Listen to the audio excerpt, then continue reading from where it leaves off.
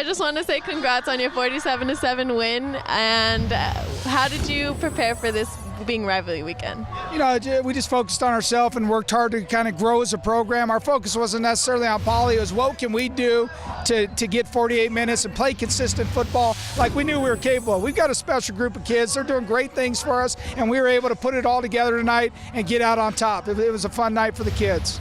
How do you think the defense did to help boost the offense with all the stops and interceptions? Yeah, defensively, you know, and that's what we talked about last week. We were in situations last week we gave up 2 scores on some breakdowns.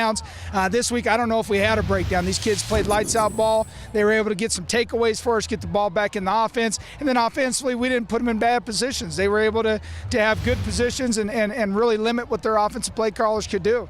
And what do you think you can do to improve next week? You know, Santa Margarita's tough. Our preseason, our league schedule is so tremendous. We got to get back at it. We got to get back to work tomorrow. Excited for the opportunity. It's obviously going to be a little bit easier to wake up in the morning and get out here and fight and do what we're doing.